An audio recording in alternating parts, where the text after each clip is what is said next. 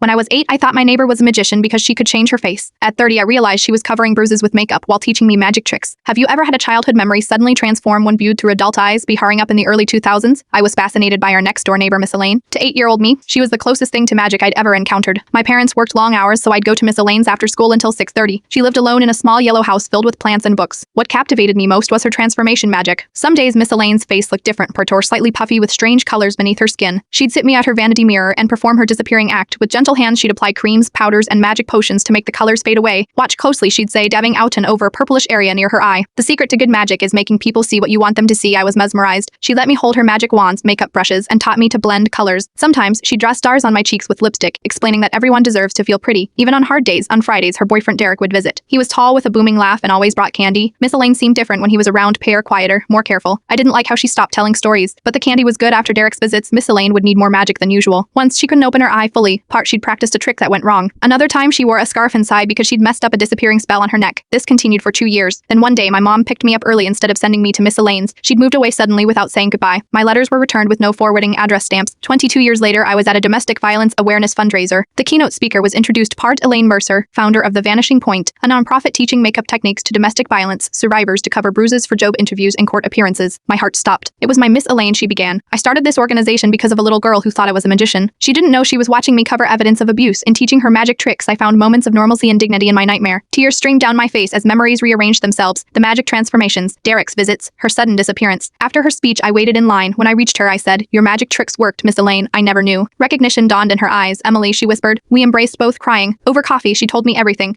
How my presence had been a shield. He never hit her when I'd be coming over. How teaching me magic helped her reclaim control. How she finally escaped after he fractured her rib. I wanted to say goodbye, but my window to leave came suddenly. Did he ever find you? Number? He died in a car accident 3 years later. By then I was working with my first shelter. I asked why she didn't tell anyone when you're in it. Shame becomes a prison. I was convinced I deserved it. That no one would believe me. Over charming. Respected him before parting. I showed her a faded photo I'd carried since college. Partus at her vanity mirror. Me grinning as she applied blush to my cheeks. It was magic, she said softly. Just not the kind you thought. You gave me moments of joy when I had none. You reminded me I was more than what was happening to me today. I volunteer at The Vanishing Point twice monthly. I sit with women learning to temporarily hide bruises, listening to their stories, bearing witness to their pain and strength. And I watch for children who might be watching, who might see magic where there is survival, who might someday need to understand that what looks like a disappearing act might actually be the most visible cry for help. Sometimes the most important things we witness as children only become clear when we're ready to truly see them. The magic isn't in making things disappear, Perntel. It's in finally making them visible.